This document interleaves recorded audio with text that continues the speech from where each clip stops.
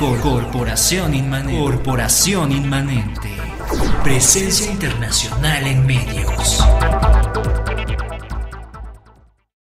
Regresamos a nuestro programa de Varones en la Intimidad. No sé, ¿tenemos algún comentario, duda, pregunta? Bueno, Jonathan Asla, que ya nos puso aquí escuchando un programa bastante interesante, y Rafael, que pone yo soy varón, y que nos está escuchando en Varones en la Intimidad. Muchas gracias por sus comentarios. Síganos escuchando, por lo menos denle like a los estados que ahí pusieron desde Varones en la Intimidad para saber quiénes nos están escuchando, y al rato les mandamos unos saluditos. Digo, si querían, ¿no? Están interesados. Sí. Fíjate que ahorita voy a compartirles algo, un poco para darle la palabra a Fabiola. Sí. Cuando estas ONGs que inciden en los entornos municipales, estatales, nacionales o internacionales, vamos a observar que por ejemplo, hay un pronunciamiento a nivel internacional en este momento de las ONGs a nivel internacional que alertan a la ONU, ¿sí?, del problema que están viviendo las mujeres y sobre todo lo que están viviendo las organizaciones no gubernamentales, ¿no? Entonces, voy a leer, ¿no?, el comunicado. Dice: un comunicado firmado por la Fundación para el Estudio e Investigación de la Mujer, FAME, y otras 52 organizaciones de la sociedad civil y redes de organizaciones de todo el mundo, están perdiendo la oportunidad de transformar las condiciones que generan la desigualdad. Me permiten, porque esta cosa está muy... La discriminación y marginalización de miles de millones de mujeres en el mundo. Que los derechos humanos de las mujeres están siendo cuestionados en la comisión por algunos gobiernos con posturas conservadoras que impiden la negociación del documento y pretenden retroceder respecto a los derechos sexuales y los derechos reproductivos, el reconocimiento de diversas formas de violencia contra las mujeres, entre otros temas. Entonces, vamos aquí, yo creo que llegamos a un punto álgido. Si bien los 90 problematizaron sobre una cuestión, la puesta en marcha de las políticas neoliberales que redujeron el papel del Estado como parte del benefactor social, que era el papel fundamental que tenía bajo el estado del bienestar.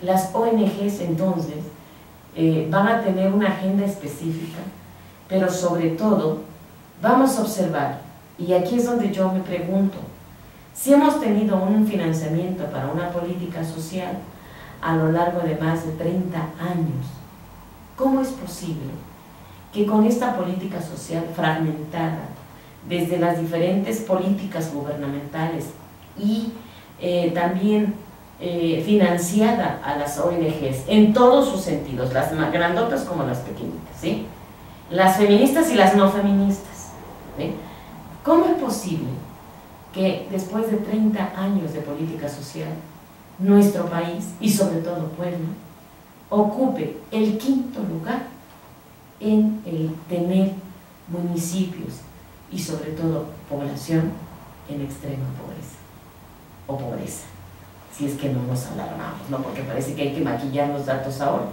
¿sí? Entonces la pregunta que tendríamos que hacernos es: ¿qué pasa en esos 5 estados en donde el Fondo de Población de las Naciones Unidas en la década de los 90 invirtió cantidades enormes de financiamiento para introducir la perspectiva de género en aquellos municipios de alta marginación, de alta pobreza, y en donde ¿qué papel jugaron las ONGs? ¿Sí? Por supuesto que hay ONGs que tienen incidencia en esos municipios, y bueno, si ustedes se acordarán, bueno, no se van a acordar, ¿verdad? Es importante conocer lo que están haciendo esas jóvenes de ayer mujeres con experiencia hoy que están trabajando con las mujeres indígenas en la Sierra Norte, o que están trabajando en la Mixteca poblana, en la Sierra Negra, o esas organizaciones no gubernamentales que trabajan con jóvenes en condiciones de marginación, como es el taller cuando hace sus cursos de capacitación, cuando va a las comunidades, o cuando utiliza un medio como es el teatro para sensibilizar a la población sobre una problemática que viven las mujeres en condiciones de pobreza o en unas condiciones de marginalidad desde la heterosexualidad. Y bueno, creo que es algo importante porque, como bien lo dices, ¿no? Si ya había políticas generadas justo para resolver estos problemas, pues que hay que pensar qué es lo que sucede en los 90s en Ciudad Juárez, ¿no? La alza de feminicidios, pero me parece importante entonces el tema de la visibilización sobre estos temas. Si nadie habla de estos temas, lo que no se nombra no existe, ¿no? Entonces creo que es importante el papel de las ONG en estos temas, ¿no? Yo creo que si nadie los hablara o nadie los abordara, pues entonces tendríamos un problema mucho mayor, porque sería cosa como chisme de, ay, fíjate que en Puebla está pasando esto, ¿no? Pero creo que es importante la visibilización, y al menos desde donde yo estoy parada, que es el taller, me parece que el trabajo que tenemos sobre visibilización de estos temas es importante. Además de que el activismo, a diferencia de hace algunos años, pues ahora es más como de redes sociales, ¿no? Y me parece que es importante cómo se ha manejado ahora, porque hay muchísimas plataformas para conocer estos temas, ¿no? Y sobre todo en medios de comunicación también, que son alternativos, que no solo son comprados por las masas o por las corporaciones que también tienen como intereses políticos propios, ¿no? Entonces hay que pensar, no puedo pensar al feminismo sin pensarlo también cerca del activismo. O sea, vienen relacionados el uno con el otro, aunque activismo pues hay para todo, ¿no? Pero sí, al feminismo en especial no lo puedo pensar sin el activismo, ¿no? Porque aunque, como bien dice Elba, su legitimación pues va acompañado de la academia, ¿no? Las que se dedican a hacer teoría feminista, las que yo como socióloga pues agradezco mucho, porque de ahí es como parto para también tener mi propia perspectiva en la academia, pero también considero importante que el feminismo se crea a partir de las individualidades de cada una de las mujeres, y pues este es el principal tipo de activismo que podemos encontrar actualmente, ¿no? Desde crear espacios para las mujeres donde se sientan acompañadas, donde sean, pues sí, exclusivos. ¿Por qué no hablar de la exclusividad para las mujeres, ¿no? Los hombres siempre tienen como sus espacios, ¿por qué no hablar también desde la exclusividad de espacios propios para las mujeres? Entonces, desde la manera radical de hacer este tipo de activismo actualmente, pues es de apropiarte de espacios públicos y donde puedas decir, soy mujer y quiero hacer estas cosas. Me parece que la visibilización de estos temas es muy importante, y sobre ya la concientización pues ya genera otro tipo de chamba más productiva, y donde sí hay que entrarle más fuerte. Yo quisiera un poco sumarme a esta propuesta que hace Fabiola. El feminismo siempre es práctico. Sí. Una de las cosas que distingue al feminismo es parte de la experiencia y del activismo político. Sin eso no se construiría como teoría. Sí. Por lo tanto, el feminismo siempre está asociado al activismo político, siempre. Sí. ¿Sí? Históricamente, ya lo mencionamos en el programa pasado, ¿sí? ¿Cómo es este activismo? ¿Cómo se van sumando? ¿Sí? Ahora, una cuestión es cuando se teoriza, ¿sí? Eso es otra cosa, ¿sí? Es otro momento de reflexión, pero no podemos reflexionar si no partimos de la experiencia vivida. Y las mujeres, al socializar la problemática, esto que llamamos el malestar de las mujeres, ¿sí? En la teoría feminista, pues entonces nos damos cuenta que la agenda política no está resolviendo, ¿sí? esas problemáticas que le interesan a las mujeres. Y un ejemplo, como ya lo mencionó Fabiola, la década de los 90, un problema que tenemos en este momento es el feminicidio, ¿sí? El incremento del feminicidio. ¿Por qué se ha incrementado el feminicidio? Porque hay más violencia, porque hay una violencia estructural, porque hay una violencia que no respeta los derechos humanos de las mujeres, tanto en el espacio público como en el espacio privado. Y muchas ONGs, hay que decirlo, son defensoras y promotoras de los derechos humanos, ¿sí? ¿Por qué? Porque desde ahí se tiene que forjar y educar para ejercer la ciudadanía. Una ciudadanía que no conoce sus derechos humanos, pues simplemente vendrá una reforma, vendrá la otra, como ahora el agua, que es un derecho, el agua, que es un bien internacional y que es un derecho internacional a la que las personas tenemos, ¿sí?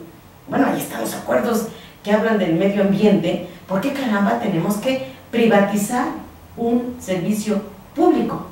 ¿Sí? Cuando es un derecho, es un bien social, es un bien de todos. Así como esta cuestión tan central, ¿sí? Pues ¿qué podríamos hablar de los granos, de los alimentos? ¿Qué podríamos hablar del cuerpo humano?